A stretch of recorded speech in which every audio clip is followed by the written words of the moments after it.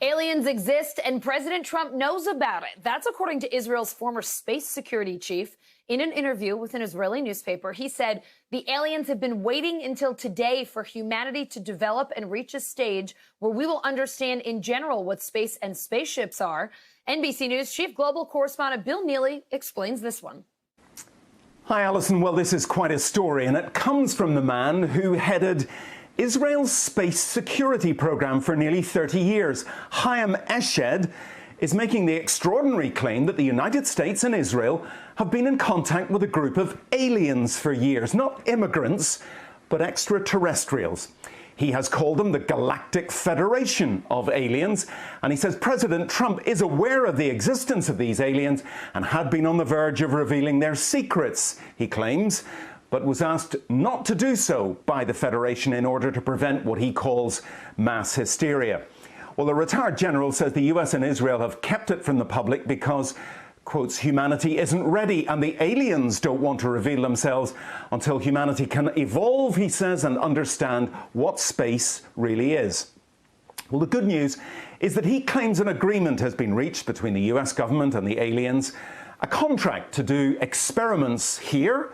There's also, he says, a secret underground base on Mars where there are American and alien representatives. Now, this former head of a branch of Israel's defense ministry is 87. He was very well respected, at least until now. And he said all this in an interview with an Israeli newspaper in Hebrew, but it's really taken off after parts of it were published in English by the Jerusalem Post today. He says he's come forward now in the hope that his news will be accepted as true. He notes that if he'd made these claims 5 years ago, he would have been hospitalized, but now he says, I've got nothing to lose. Well, so far, President Trump has not tweeted about this, though remember a year ago, he did set up the Space Force as the fifth branch of the US Armed Forces. Well, we did ask the White House, the Department of Defense and Israeli officials to comment.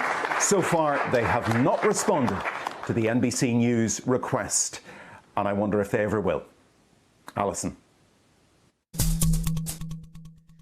President-elect Joe Biden formally introducing his team of health experts today and announcing a three-part plan to fight the coronavirus in his first 100 days in office.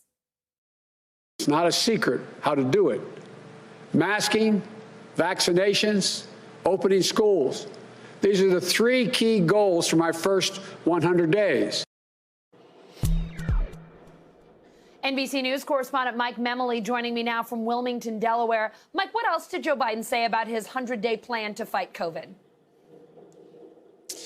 Well, Alison, we tuned in to the Biden event today expecting a personnel announcement, and we got something of a surprising policy discussion in terms of Biden setting these very clear goals for his first 100 days. We know he's been reading a lot about FDR, really leaning in to setting some benchmarks for him. And you touched on it there, these three key goals he's setting. First, we've talked so much about masking. He wants to make sure that the country is masking up. He says as a patriotic act, he's going to try to mandate that where he can on federal property, but lean on the states and local governments to try to impose some new mandates as well.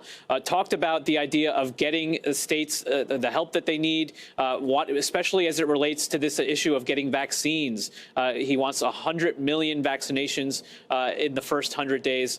And then, of course, lastly, this idea of making sure students can get back into the classrooms. Now, I think it was interesting that he was leaning into this idea of the first 100 days and also the tone he was setting. Take a listen to how he presented, I think, a pretty clear-eyed assessment of what's ahead for him. My first 100 days won't end the COVID-19 virus. I can't promise that. But we did not get into this mess quickly. We're not going to get out of it quickly. It's going to take some time. But I'm absolutely convinced that in 100 days we can change the course of the disease and change life in America for the better.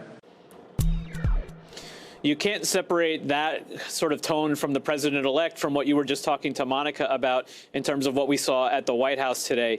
Biden trying to sort of offer, as Kamala Harris put it today, the idea that help is on the way, but also to really, underscore the fact that Americans can't expect this to change overnight, that there's a pretty big hole that's been dug for him, and he's only just starting to try to dig out of it, Allison. Mike, Joe Biden also stressed this pandemic will not be over in his first 100 days, but he said his health team will make fighting COVID a real priority. This team has extensive experience. Could you tell us a bit more about them and what they will bring to this administration as it tries to fight this pandemic? Yeah, I thought one of the interesting things that Biden pointed out is that a lot of the members of the team he announced today have already been advising him, some cases in this campaign, in the case of Vivek Murthy, the Surgeon General, who's been part of his pandemic advisory board, not just for the transition, but throughout the campaign. The same for Dr. Marcela Nunez-Smith, who's going to be in a role of this COVID equity board that they're establishing to try to focus on the disproportionate impact on Black and brown communities. So they've been working with him, but they have been in a lot of cases working with each other. Dr. Fauci, who's of course going to be staying on in his current role, but with an expanded portfolio, knows very well Rochelle Walensky, who's an infectious disease expert. You heard her today discussing her life's work focused on HIV and AIDS, something that Dr. Fauci worked with and focused on in the 80s. That earned him the Presidential Medal of Freedom for his work on that issue. And so this is a team that has already worked closely with each other. Biden is going to be expecting them to continue that kind of collaboration.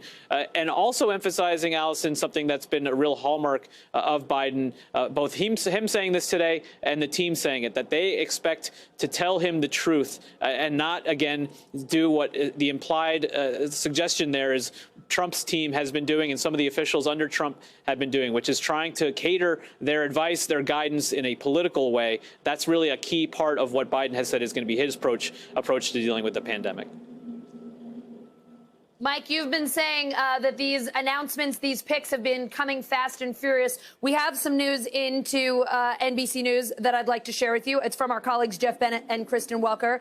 They are saying that President-elect Joe Biden has selected Marcia Fudge to lead the Department of Housing and Urban Development. That's according to two sources familiar with the situation. If confirmed, we know she would be the first Black woman to lead the department. Your take on that news today?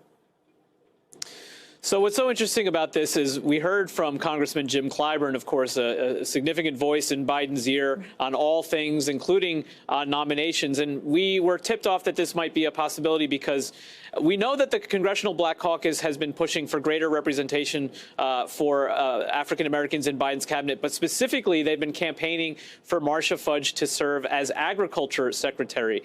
And so I think there's some disappointment on the part of the CBC, of Fudge and those close to her, that this is the position that they've gotten, but this is the position that she's going to accept. Obviously, a cabinet position is hard to turn down, and so this position of housing and urban development has traditionally one that goes to African Americans in multiple administrations in the past. They didn't like the idea of being pigeonholed in this role, but we know that Biden is under pressure to increasingly diversify his cabinet, and this is a step in that direction we expect to potentially be announced by the end of the week. All right, another question for you about picks that are upcoming. Alabama Senator Doug Jones, reportedly Joe Biden's top pick for Attorney General. Mike, why does the Biden team think that Jones could be a strong pick here?